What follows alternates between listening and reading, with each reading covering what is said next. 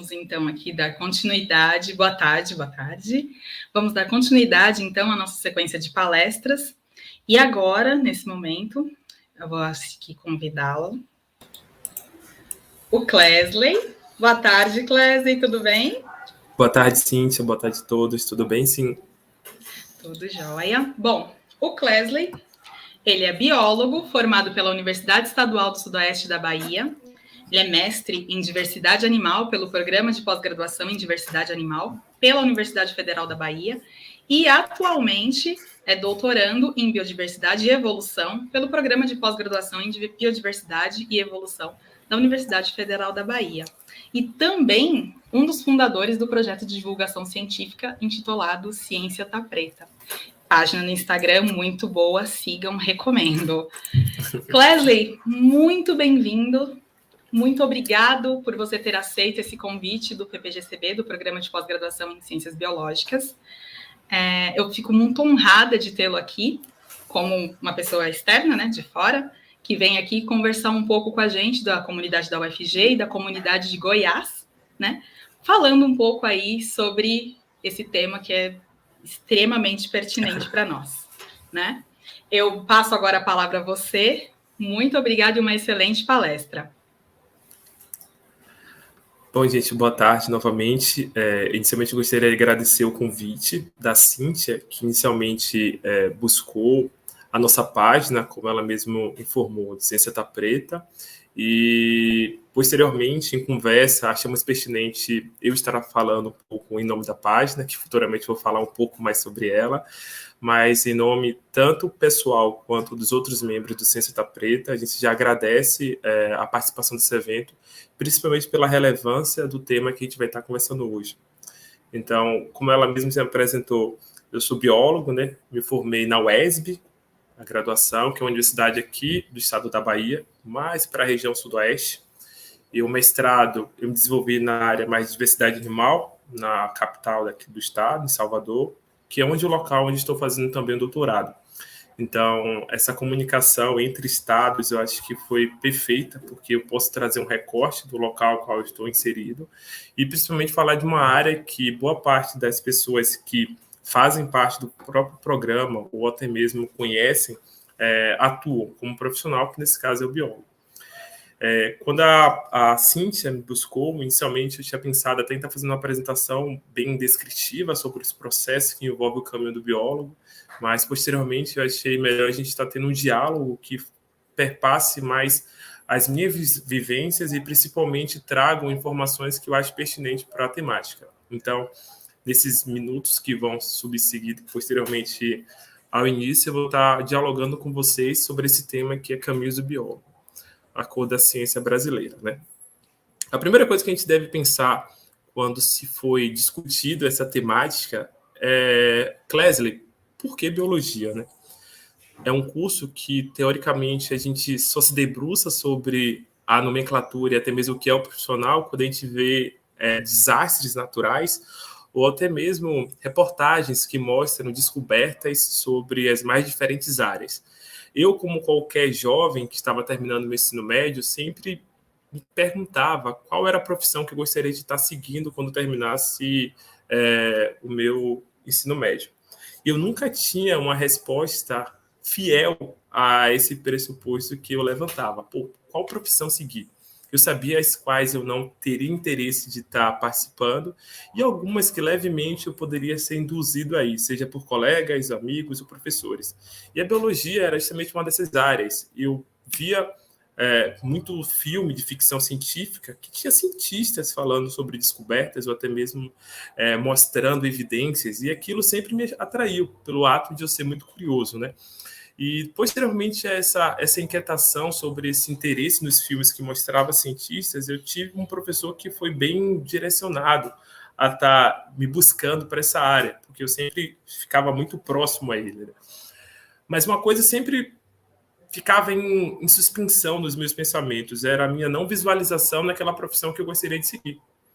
Eu sou do Recôncavo Baiano, que é uma região da Bahia que tem predominância da população negra. Então, apesar de Salvador ter essa referência, o Recôncavo Baiano abriga algumas características mais atribuídas a populações quilombolas, ex-escravizados, que saíram e fugiram dos engenhos, então uma população preta muito forte no Recôncavo.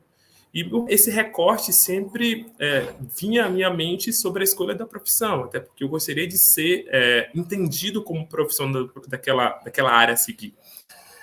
E eu escolhi a biologia pelo ato de eu gostar daquela temática, apesar de não me sentir representado. Posteriormente à escolha da profissão, eu sempre imaginei que eu trabalharia num laboratório fazendo as mais diferentes descobertas. E, posteriormente, essas descobertas que eu iria estar fazendo, eu ia ter um prestígio, a visão, o prestígio por ter tido esse primeiro contato e, principalmente, por ter proposto essa questão genial para a ciência e para a sociedade.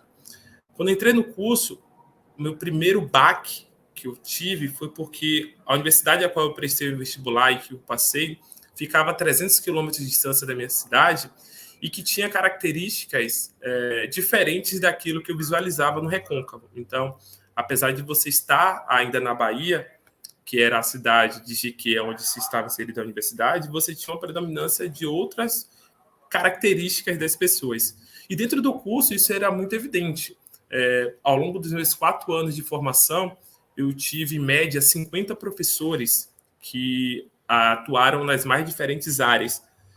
E esses 50 professores que eu tive, predominantemente, gente, você tinha professores brancos que discutiam sobre temáticas relevantes para a minha área, desde características dos organismos, a características do ambiente, a grupos que não são tão visuais, a característica do ser humano, mas tendo um recorte quase sempre a partir das perspectivas deles de vida, né? Então, não trazendo discussões que eu imaginei que eu teria dentro do curso a minha escolha. Independente da nossa escolha de profissão, né? A gente sempre quer se ver naquilo que a gente está inserido. E isso sempre foi a dificuldade que eu tive no curso de biologia a qual me formei. Eu não sentia um recorte visual daquilo que eu estava produzindo e trabalhando. Eu disse para vocês que eu tive em média 50 professores e, trazendo em número bruto, pessoal, eu só tive 4 professores negros ao longo da minha formação como biólogo, na minha graduação, então. Isso sempre me deixou em dúvida, inquieto, porque eu tinha até, dentro do curso, colegas de turma sendo pretos, né, e pretas. Porque esses colegas não chegavam até o âmbito de se adentrar ao espaço como professor e continuar atuando na área. E isso eu comecei a me questionar ainda mais quando eu comecei a fazer estágios em laboratórios em que, apesar de você ter contribuição de estudantes e contribuições principalmente de alunos que vinham das mais diferentes áreas, sempre tinha um padrão que estava visualmente atribuído ou atrelado, no caso, a passar informação sobre aquilo que será descoberto no grupo de pesquisa. Todas essas inquietações que estavam inerentes do curso de biologia, quando eu discutia com outros colegas de outras áreas, que também eram pretos, eles também se questionavam a mesma coisa. Colegas da área de fisioterapia, de farmácia, colegas na área de medicina, quase todos da área de saúde, mas também perpassando na área de exatas, das engenharias, das humanas. O que, ao final, nós chegamos como possível discussão era como se dá o ato de formação do profissional, né? Até você chegar, por exemplo, a ser um professor. Hoje, no país, para você ser um professor de ensino superior, principalmente ensino superior de universidade pública, você tem um caminho a seguir. Um caminho que vai desde a sua graduação, passando pelo seu mestrado, e chegando até um doutorado para se formar, e posteriormente com esse tipo de doutor, você pode pleitear, ou melhor, concorrer uma vaga para um concurso público de ensino superior, para professor de ensino superior. O que a gente em discussão, meio que informal, começava a elucidar era que, possivelmente, nessa trajetória que ia da graduação, mestrado e doutorado, mesmo que você tivesse o maior incentivo por políticas públicas de ações afirmativas, então, por exemplo, reserva de vagas para cotista, você ainda existia uma pequena quebra, ou melhor, uma ruptura no aluno que se formava na graduação para aquele mesmo aluno que se formava na graduação e era preto e conseguia adentrar, por exemplo, o cargo de professor.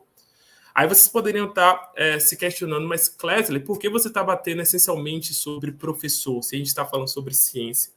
No Brasil, comumente, o professor de ensino superior, independente de público ou particular, ou até de institutos, ele é um dos principais responsáveis por fazer pesquisa no país. Isso quer dizer, então, que boa parte dos professores que dão aula, por exemplo, na UFG, na Federal de Goiás, eles fazem pesquisa também. Eles desenvolvem as mais diferentes pressupostos a fim de averiguar um determinado objetivo. Essa dupla jornada que o professor faz está diretamente relacionada, então, com esse processo de formação do indivíduo, a qual, se eu tenho um divisor de água entre o aluno se formar na graduação, conseguir passar todas essas etapas de mestrado e doutorado e adentrar o espaço como professor, e eu vejo que você tem uma diminuição considerável nesses alunos que conseguem chegar lá, isso provavelmente vai se refletir no quadro de profissionais que estarão à frente das universidades, por exemplo, como professor. Isso não necessariamente quer dizer que só existe dentro de instituições de ensino superior, como professor e como cientistas, profissionais que não são negros.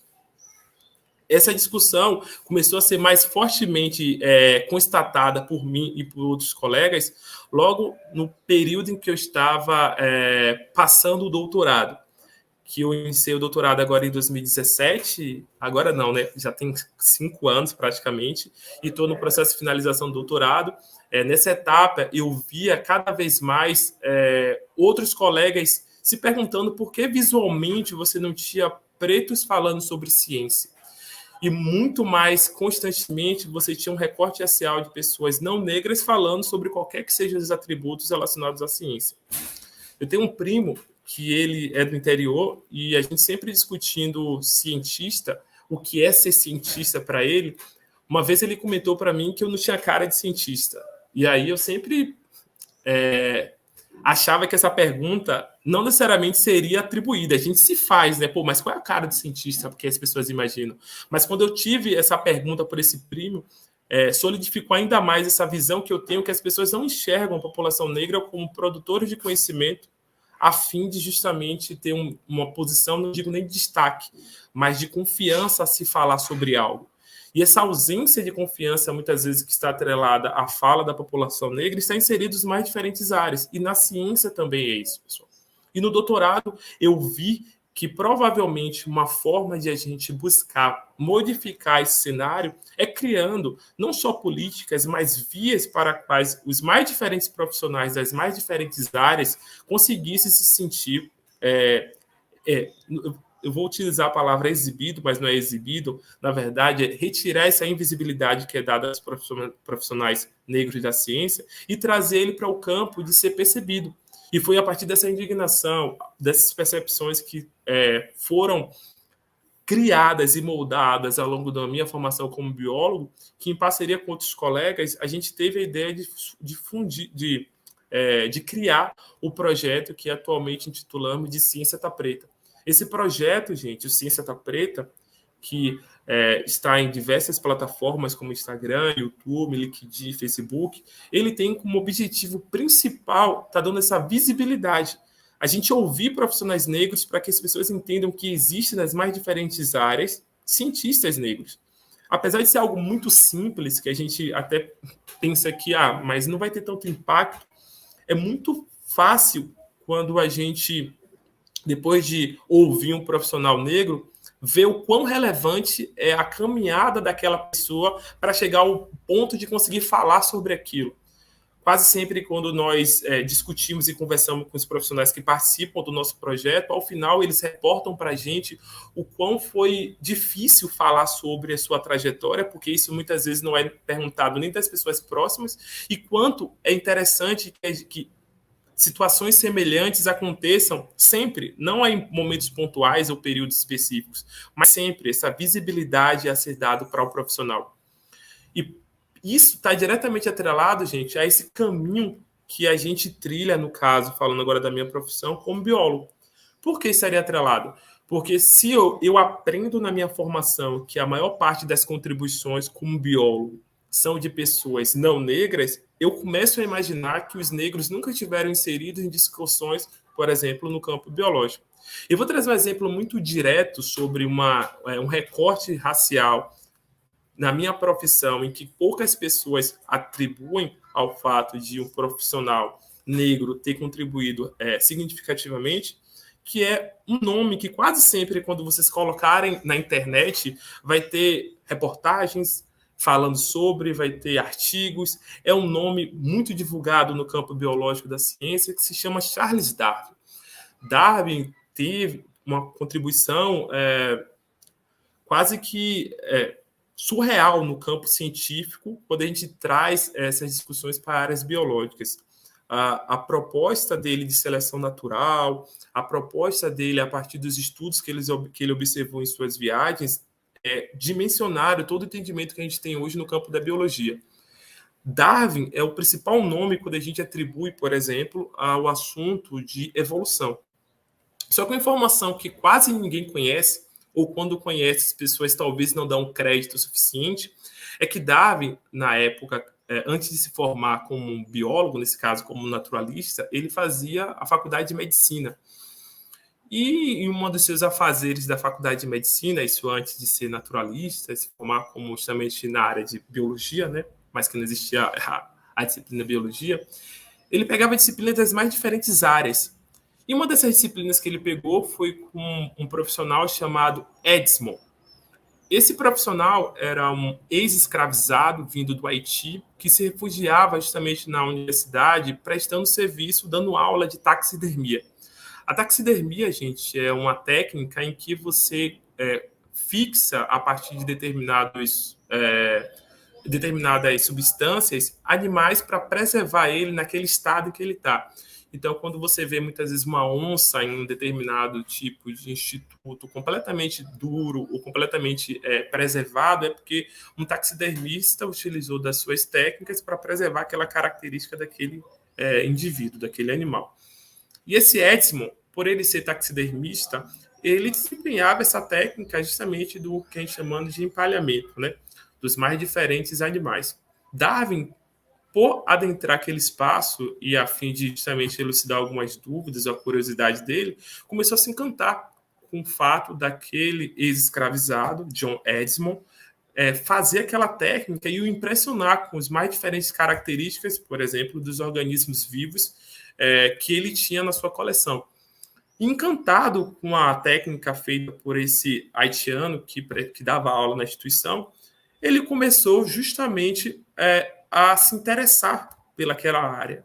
E foi cada vez mais deixando o interesse pela área da medicina e adentrando esse campo de discussões sobre as características dos seres vivos, as características essencialmente dos animais, e que provavelmente foi um dos principais precursores, gente, na mudança radical de Darwin de sair da área da medicina, a qual ele fazia justamente o curso para ser médico, e adentrar o campo das ciências biológicas. E que provavelmente o fato de ele ter tido contato com John Edmond fez com que ele tivesse a base para sair e viajar para os mais cantos, mais diferentes áreas do mundo e solidificar a teoria da evolução a partir da seleção natural e de outras características que ele traz. Percebam que essa discussão que eu estou falando para vocês é algo que poderia ter mudado completamente o campo das discussões da área da evolução, por exemplo, um dos principais debates e discussões das ciências biológicas. E teve uma forte influência de uma pessoa negra, mas que eu duvido que em algum campo, em algum livro, você encontre informação sobre John Edmond. Vocês não acham essa informação. E a gente se pergunta, mas por que você não acha uma simples menção a um cara que provavelmente influenciou uma das principais teorias que a gente encontra em ciências biológicas? É simples. É porque existe um apagamento que cada vez mais fique evidente por parte das contribuições negras nos mais diferentes campos, que faz com que a gente acredite que não existe uma possibilidade de você ter uma pessoa negra com uma situação de prestígio naquela área da ciência. Eu citei o caso da teoria de John Edmond com Darwin, mas, gente, existem N exemplos nas mais diferentes áreas. Eu fiz esse recorte porque a discussão é sobre os caminhos do biólogo, né?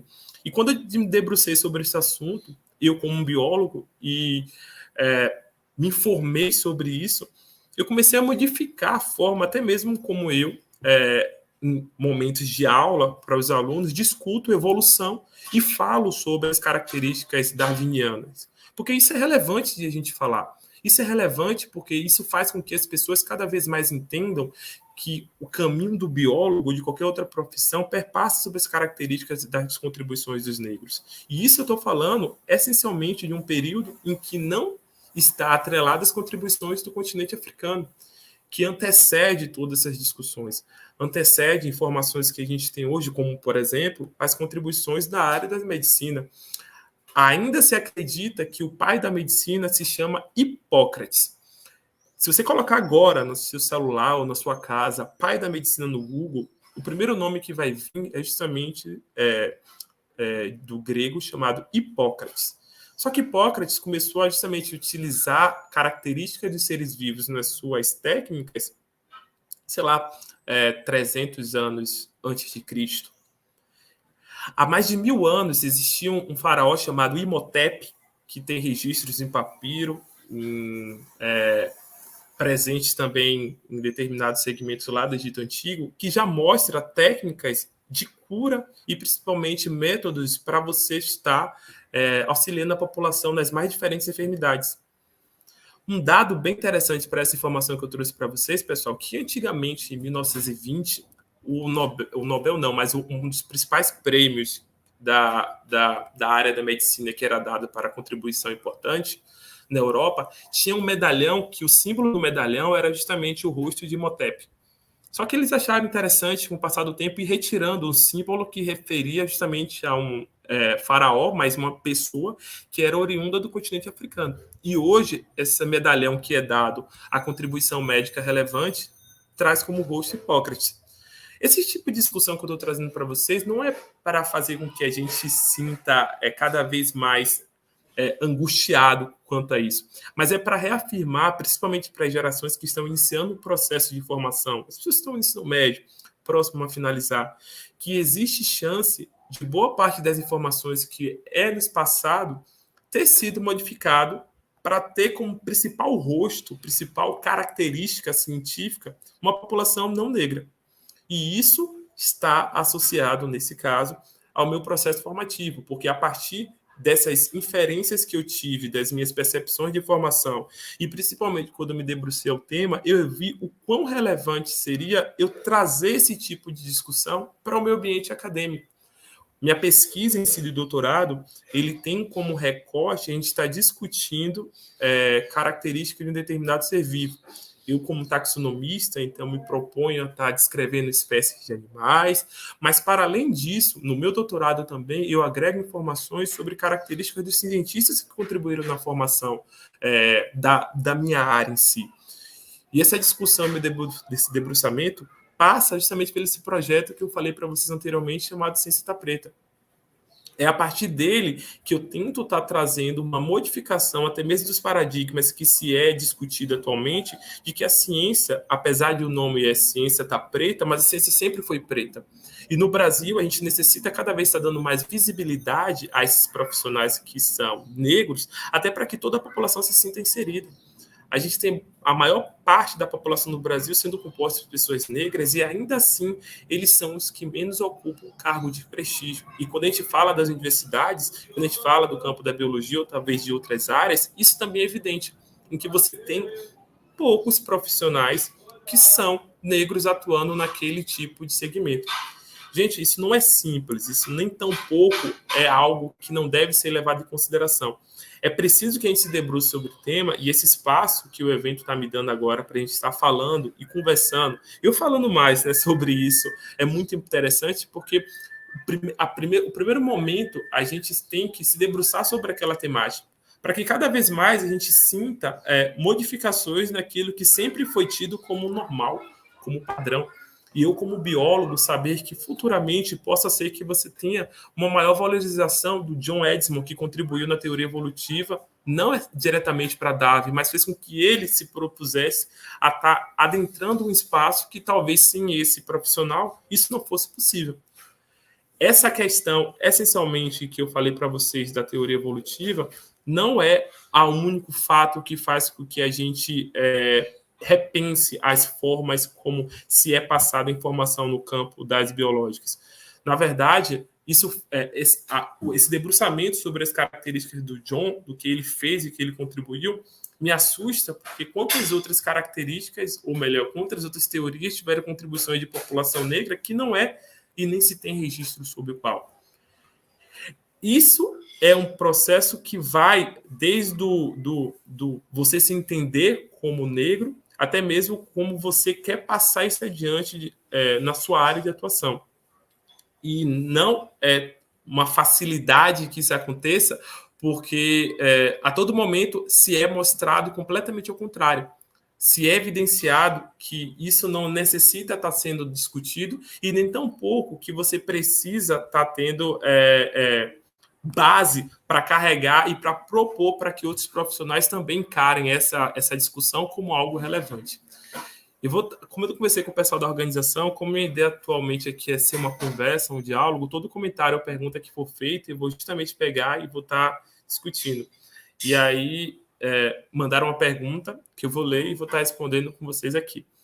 Atualmente, vocês se sentem representados nas grandes áreas profissionais? Essa pergunta eu vou estar respondendo como biólogo, mas que provavelmente vai estar inserida em outras áreas, porque a gente tem contato, né? A gente conversa e trazendo por Ciência Preta, a gente tem pessoas de outras áreas que também comungam da mesma ideia que a gente. É difícil você se sentir representado quando você não é visto, né? A representatividade, a representação passa no contexto de você visualizar aquela característica, visualizar aquele atributo. E quando a gente fala de representação em áreas profissionais, é muito difícil discutirmos isso sem conseguir realmente confirmar que isso acontece. Hoje, pessoal, se a gente for discutir o cenário atual do país, é bem complicado, eu não vou entrar nessa esfera, mas se a gente pensar essencialmente na área ambiental, por exemplo, do Ministério do Meio Ambiente, e você pegar o quadro funcional das pessoas que são tomadoras de decisão, você tem uma característica que é especificamente não ser composta por pessoas negras, você tem predominância de pessoa branca. Recentemente, nós tivemos uma discussão no nosso projeto em que nós temos biólogo lá e que nos foi enviada uma foto justamente desse quadro técnico dos profissionais que atuam na área do meio ambiente do país. E você só tinha uma pessoa negra. E vocês podem estar se perguntando, mas Clesley, isso não necessariamente pode ser uma problemática, já que o Ministério do Meio Ambiente você está discutindo os problemas ambientais do país. Só que, gente, é difícil você falar do meio ambiente sem falar das populações que estão inseridas, por exemplo, nesse contexto. Existe uma terminologia e, na verdade, uma temática que recentemente nós começamos a discutir, que se chama racismo ambiental. O racismo ambiental é justamente o ato de você estar atrelando características do meio ambiente que deveria ser acessível para todos, mas beneficiar uma parcela da população que tem uma predominância de características. Então, se a água é um bem comum, todos deveriam ter acesso à água de qualidade. E por que você tem pessoas que não têm acesso, então? E se você observa diretamente as pessoas que não têm acesso, qual é a cor dessas pessoas? Na minha área, é muito comum a gente achar que o sujeito tem que estar, não deve estar inserido no ponto de discussão. Então, se eu quero observar, por exemplo, as características daquele ambiente, eu não devo estar inserido no ambiente. Só que é difícil você retirar o sujeito quando a gente não leva em consideração, por exemplo, as características daquele ambiente e onde ele está inserido. Hoje, quando eu paro e analiso toda a minha trajetória, eu não consigo me ver completamente contemplado pensando em profissional como formação, porque eu tive uma série de informações que provavelmente me direcionou a ter um ponto de vista muito academicista. Pensar essencialmente ou apenas de um ponto dentro da academia, dentro da universidade. Hoje eu sei que, para além de você ter esse ponto de vista das características que você aprende ao longo da universidade, você também tem que se debruçar e observar o meio ao qual você está inserido. Eu falei no início dessa palestra que eu venho do Recôncavo Baiano, que traz características raciais muito fortes. E hoje, por exemplo, eu tento estar trazendo essas características a qual eu nasci e me criei para dentro da minha pesquisa, para dentro daquilo que eu faço, para que futuramente outras pessoas que também tenham interesse em estar permeando a área das ciências biológicas, se por algum motivo se debater, e vai se debater com o problema do recorte racial, saber que existe vias de a gente estar modificando esse cenário. Eu não estou falando necessariamente só do Ciência Tá Preta, mas de outros projetos que também tendem a ter esse debruçamento a partir de discussão de ciência sobre uma perspectiva racial. E aqui, gente, eu estou falando como um homem cis negro. Você tem outros recortes que também necessitam, muitas vezes, ter espaço ou abertura para ser discutido, como, por exemplo, de pessoas quilombolas, pessoas trans, dentre as mais diferentes segmentos que a gente encontra hoje na nossa sociedade.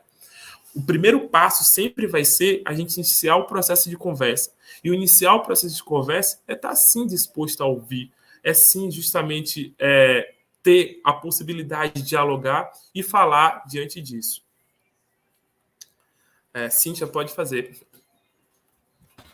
Oi, Clesley. Clesley, eu acho que dentro desse contexto que a gente está conversando agora, cabe uma outra pergunta que a Rebeca Gabriel fez aqui, que ela pergunta o seguinte: o que você tem a dizer para as pessoas que ainda não acreditam no sistema de cotas, no sentido de não acharem necessários? Como você está falando, eu acho que é pertinente essa pergunta no momento, porque como a gente está falando de contexto, né, de inserção, de como está inserido, e representatividade e tudo mais, eu gostaria, então, de que você pudesse responder essa pergunta. Perfeito. E é bem interessante essa pergunta da Rebeca, porque não tão recentemente eu ouvi um podcast que eu curto bastante, que é o podcast do Mano Brown, em que teve uma participação de uma pessoa que é justamente contra o sistema de cotas. E eu não vou nem falar nomes, mas enfim. E é bem interessante essa discussão, porque, gente, não tem como, para algumas perguntas, ou melhor, para algumas discussões, nós sermos enfáticos e para outras nós sermos tendenciosos. Se a gente sabe que o país a qual nós vivemos passou por anos e anos e anos e anos e anos de um processo completamente exploratório de uma população, de subserviência e principalmente de negação das possibilidades de acesso para essa população, isso já inicia qualquer discussão que a gente venha subsequentemente. Então, a população negra passou mais de 300 anos em um processo em que negou absolutamente tudo. Tudo que eu digo, até sua posição como indivíduo, como pessoa, como ser humano. Em um determinado momento você teve, não por completo, mas a extinção desse processo que o escravizavam. E essa falta, e essa retirada por completa desse acesso que foi dado, na verdade, esse acesso que foi dado para essas pessoas de maneira tão abrupta, fez com que as pessoas se perguntassem o que iria fazer. Com o passar dos milhares de anos, você teve modificação do sistema para que ela se sentisse cada vez menos representados e pertencentes àquela sociedade e marginalizados a um ambiente, a um local que fizesse com que ela imaginasse que lá é o lugar dela. Quando você teve uma modificação do cenário e as pessoas começaram a se permitir mais a participar das discussões e principalmente estar inseridos nos processos de debates públicos, se foi criado, por exemplo, uma possibilidade de sistema de cotas, seja essa reserva de vagas para quilombola e para pessoas negras, pessoas com deficiência, dentre outras atribuições.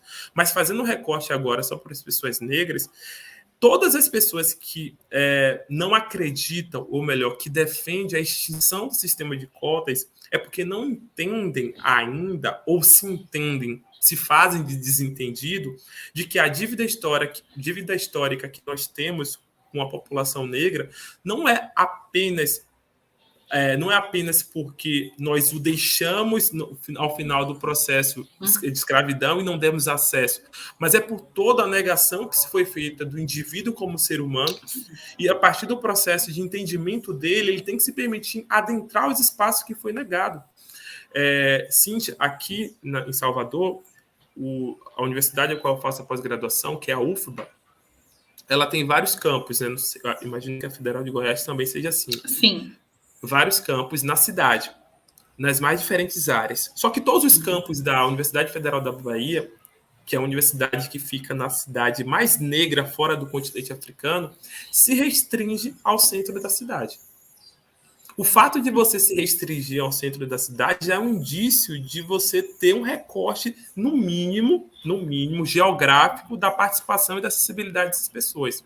Então, esse tipo de modulação que as pessoas fazem para negar o sistema de cotas são as mesmas que dizem que a principal forma que eu tenho para modificar o atual cenário é eu tratando tudo com igualdade. Sendo que você não tem como ter igualdade perante o sistema que não te propicia você partir do mesmo momento entre todos. Então, você sempre vai ter pessoas que vão estar um pouco à frente. E o fato de todo mundo ter um objetivo final não quer dizer que eles estão competindo em igualdade. Minimamente, o sistema de cotas, o que faz é justamente permitir que essas pessoas tenham acesso, ou melhor, adentre aos espaços a partir desse tipo de sistema, para que eles consigam, lá dentro, solidificar esse processo de desigualdade de partida, né, se a gente utilizar essa terminologia, para que consiga se formar como profissional. Não sei se Respondeu sim. Eu vou até fazer um outro comentário aqui, que foi uma outra pergunta que a Maria Clara fez. Clesley, eu não tenho uma opinião muito formada, mas você não acha que cotas dão aberturas para mais preconceito por outras pessoas acharem que um negro só está ali por ser um cotista? Essa sua pergunta, Maria Clara, é bem semelhante a algumas que se levanta sempre quando se discute o sistema de cotas, sabe? Eu acho, isso aqui é uma visão particular, é que quando a gente fica discutindo esse processo de entrada que é relacionado ao sistema de cotas, a gente deixa de discutir talvez uma outra situação que é tão relevante quanto, que é a situação de permanência dessa população lá dentro. Então, antes de chegar à situação de permanência, voltando à questão da sua pergunta sobre o preconceito que poderia ser gerado pelo sistema de cotas, não necessariamente eu imagino que isso pode ser atrelado, Maria Clara, pela seguinte forma. Quando você destina vagas, esse reserva vagas para um determinado grupo de pessoas, você não está tirando a vaga de outras pessoas. Você não está tirando a vaga de pessoas que não se adequam, por exemplo, às características que vão ser daquelas que vão estar concorrendo. O que você faz é destinar uma possibilidade para que as pessoas possam partir, no mínimo, do mesmo ponto de partida, como eu falei anteriormente. A discussão sobre por você ter entrado pelo sistema de cotas, você não merece estar aqui. Lá dentro, sendo honesto com você, isso pouco é levado em consideração. Sabe que isso é pouco levado em consideração? Porque eu, como negro, que na minha época ainda não tinha não tinha um sistema de cotas, mas eu, como negro, dentro de um espaço, se eu fosse cotista, eu me mostrasse completamente disposto a estar suprindo as minhas carências que vinham pelo processo formativo e principalmente fazendo com que eu tivesse uma possibilidade de ser ouvido e atuar naquilo, as pessoas não iriam levar em consideração nem de longe se você entrou por cota ou não. Essa discussão da entrada do profissional, nesse caso do estudante por cotas, nada mais é do que uma forma de você diminuir aquela pessoa mais uma vez. É você pegar e dizer assim, você entrou por cotas, logo você não tem, você deve ter, você não deve ter os atributos necessários para estar ali se não fosse o sistema. Mas que lá dentro, na sua essência, todo curso você encontra profissionais competentíssimos. E eu vou trazer um exemplo já nessa pergunta que você fez, Maria Clara. Não sei se vocês conhecem a Jacqueline Góes. Para alguns pesquisadores, pode ser um nome familiar, mas para a galera que talvez não esteja inserido na academia ou na universidade, ou até mesmo nunca tenha ouvido falar dela, ela foi uma das principais pessoas que estavam à frente do processo do sequenciamento do genoma do novo coronavírus em 24 horas. Então, ela e um grupo de pesquisadores sequenciaram o genoma do coronavírus em 24 horas. Isso foi surpreendente. Se vocês colocarem agora na internet quem é Jacqueline Góes, ela é uma mulher preta, baiana, que foi uma das responsáveis por, quem sabe não, uma das principais modificações atuais no cenário da produção e execução das elaborações das vacinas que nós temos. O que nós fizemos hoje, eu digo nós, cientistas como um todo, foi modificar de uma forma tão grandiosa, gente, a obtenção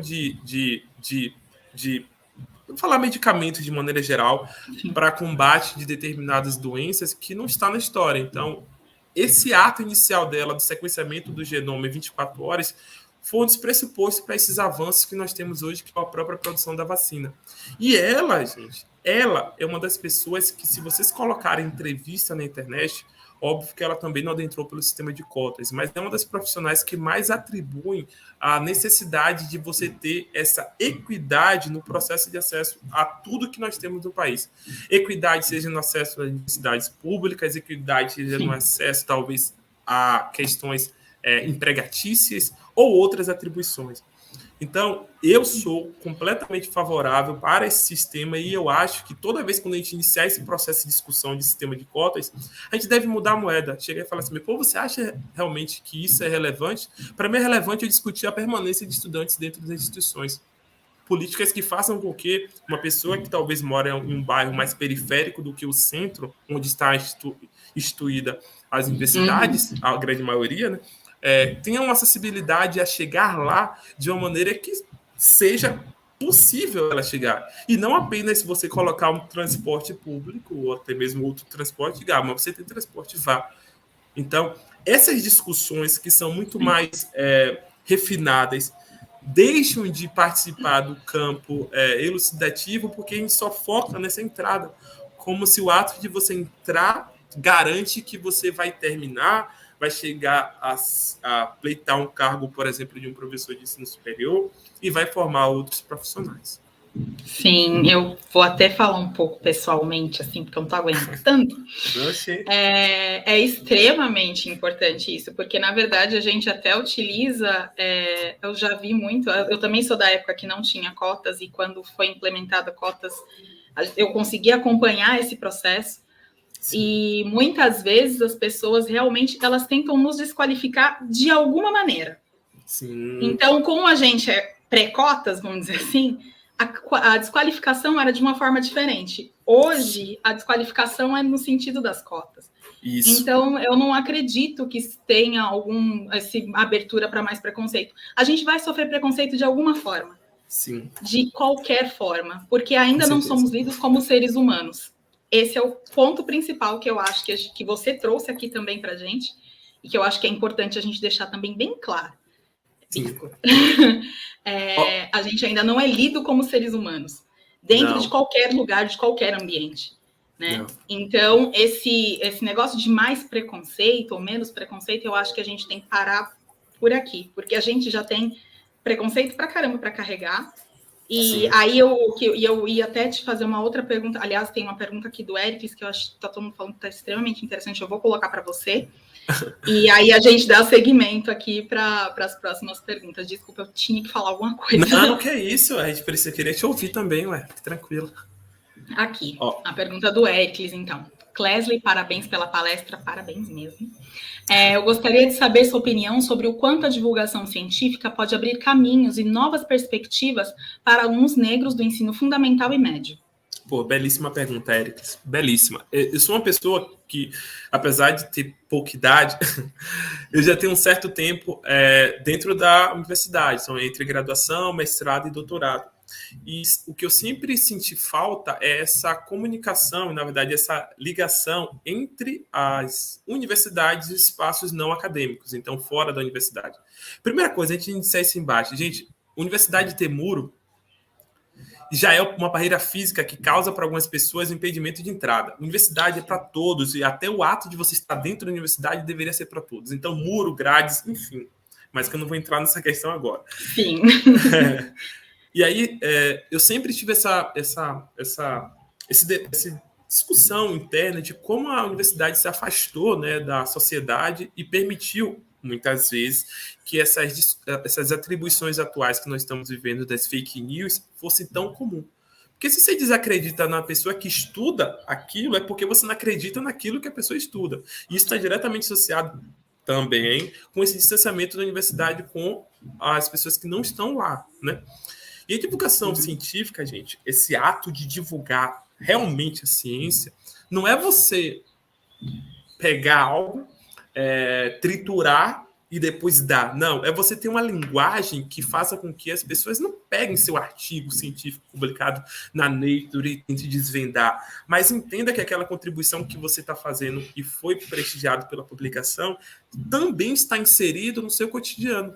Então, por exemplo, a contribuição que a Jacqueline Góes trouxe do sequenciamento do genoma foi publicado, mas para além de ser publicado, ele foi transmitido para as pessoas da sociedade que entendam que o que ela fez foi justamente ver quais são as características do vírus e a partir das características do vírus, ver uma possibilidade de você observar qual região específica eu posso criar então uma vacina para estar combatendo. Isso está inserido no meu cotidiano. A divulgação científica vem para que você promova aquilo que é feito na academia para as pessoas consigam, óbvio, entender numa linguagem que não seja acadêmica, essa linguagem técnica, essa linguagem que distancia as pessoas de talento. E quando a gente fala de um recorte para os alunos negros de ensino fundamental e médio, isso é relevantíssimo, porque se eu vejo que aquela contribuição científica está inserida no meu dia a dia, eu tenho interesse em estar fazendo aquilo. Se eu vejo que é possível, então, por exemplo, eu estar indo ao espaço, porque para o espaço eu necessito estar participando de um projeto que faz isso e aquilo, eu quero ser astronauta também. Então, toda vez que a gente divulga a ciência, a gente não está só... que outra vez eu vi um professor falando isso. A gente está mastigando aquilo e dando a pessoa. Não, a gente está, na verdade, trazendo para uma linguagem que seja entendível para as pessoas que não são acadêmicas. Porque se eu coloco um termo que só meu colega de laboratório sabe, eu quero que só meu colega de laboratório saiba. E isso não é divulgação científica. Isso é comunicação científica, que existe ainda não vou dizer erro, né? Mas, na verdade, as pessoas ainda permeiam a discussão de você estar fazendo comunicação científica, então eu pego meu artigo e leio para as pessoas e acho que eu estou fazendo divulgação. Não, divulgação é você conversar com um colega. Tem uma imagem que roda muito na internet, que é justamente uma pessoa que está limpando um espaço acadêmico, acho, no corredor, e olhando um banner. E a pergunta do banner é se sua pesquisa contempla também essa pessoa. E é isso, gente. A divulgação científica deveria ser algo obrigatório de todos os projetos de pesquisa, porque é o retorno que nós damos à sociedade. Tem que parar com essa ideia que o retorno que nós damos para a sociedade é o artigo, é o manuscrito, é o trabalho apresentado fora do país. O retorno que nós damos para a sociedade é uma forma que ela entenda aquilo que eu estou fazendo dentro. E principalmente quando você é de universidade pública, que você tem um financiamento público daquilo que eu faço dentro dela, né? Sim, e principalmente porque quando a gente está inserido na universidade, a gente recebe, né, na verdade, o ápice da nossa carreira é o artigo. Sim. E não esse retorno da sociedade. Por isso que eu achei tão importante, eu fiquei muito feliz de você poder participar aqui. Isso é uma forma da gente divulgar também, sim, da gente trazer de uma forma para que o pessoal, tanto do ensino médio quanto do fundamental, de outras coisas, assim, vira público, né? Para que essa linguagem também seja um pouco mais tranquila, para que as pessoas consigam entender. A gente tem que saber falar duas línguas, e não é a inglês, não, é a gente acadêmica e a das pessoas, para que a gente possa explicar isso da melhor forma possível. Nossa, eu estou me empolgando demais. Não, eu não sou uma moderadora desse jeito, que eu estou me empolgando demais. Tá perfeito, tem aqui tem um outro comentário aqui que eu acho que seria interessante a gente reproduzir. E eu vou até colocar isso aqui. A universidade, ela é uma reprodução da sociedade, e como o racismo é uma questão estrutural, é lógico que ele estará dentro da instituição. Por isso, eu acredito que o preconceito não se deva pelas costas, que foi o que a gente comentou. né? Com Não é certeza. só as cotas que vão nos dar abraços aí de preconceito. Não, tem todos os outros preconceitos que já vêm anteriormente, que faz parte do racismo estrutural, que eu acho que a gente não pode nem entrar aqui, Com porque certeza. senão a gente vai começar a falar muito mais sobre isso. Com Tem certeza. um outro comentário aqui também. Sou das Ciências Humanas, da Rayane, e não sei como funciona nas ciências biológicas, mas na pós-graduação existe algum projeto decolonial de divulgação de ciência de sujeitos negros? Eu vou falar pela UFG aqui, que onde eu estou inscrito, no PPGCB. Não. Alguns trabalhos que eu vi, assim que eu cheguei aqui, eu estou aqui há 3 anos, eu sou pós-doutoranda aqui, e alguns trabalhos eu vi com uma parte de feminismo, então a parte de inclusão de mulheres. Foi a única coisa que eu consegui participar aqui que fizesse esse tipo de recorte. Mas recorte de cor, nesse caso, né, de raça, nesse caso, não tem. Tanto é que eu tenho certeza, Clésia, que você deve ter ouvido isso, como alguma coisa assim de...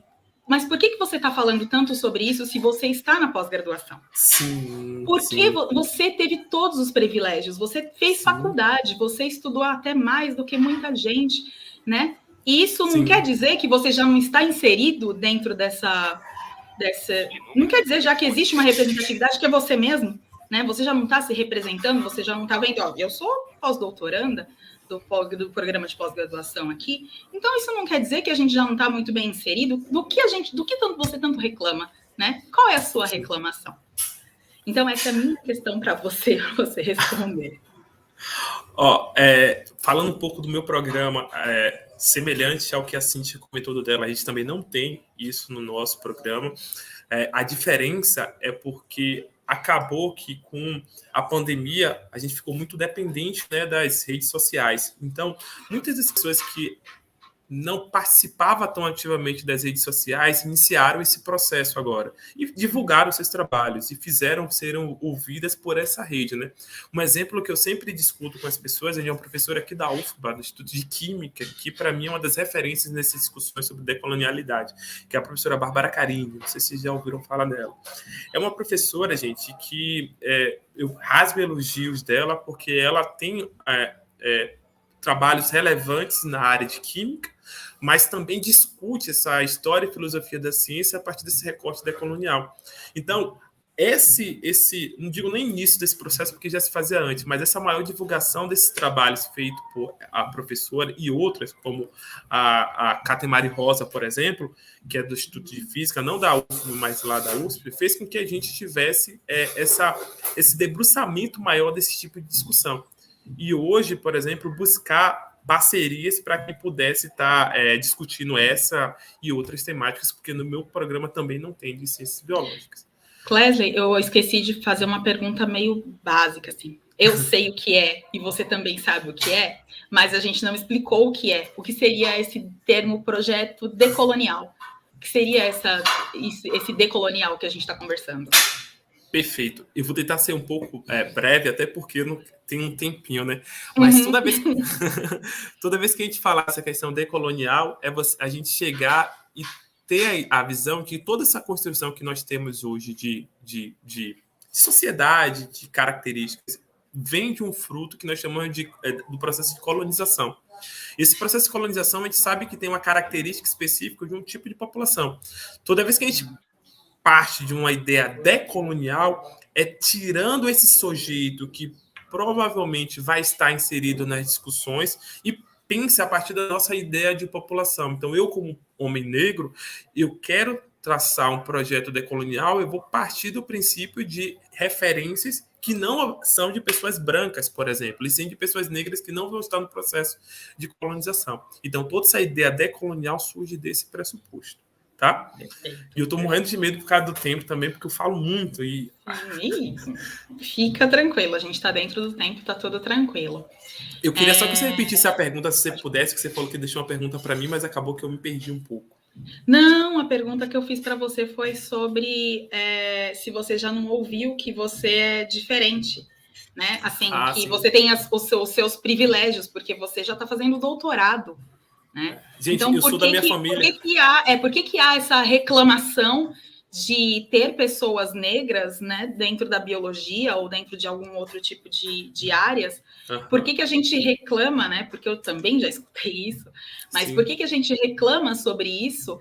E a gente sempre que nós estamos já abrindo os caminhos, nós estamos fazendo as coisas e tal. Então eu queria que você contasse um pouco, porque você saiu de uma perspectiva de meio negro, foi para o ambiente embranquecido. E aí, nesse ambiente, a gente tem que ficar escutando esses tipos de pontuação. Então, eu queria só que você falasse um pouco sobre isso. Sobre por que você reclama. É aquela a ideia, né? Eu sempre costumo dizer assim que as pessoas gostam do jarro da mesa. O que é o jarro da mesa? Você tem um jarro que fica em evidência. Então, não, mas você já tem uma pessoa negra ali. Para que você está reclamando tanto? Você não já está ali? Para que você quer outras pessoas ali?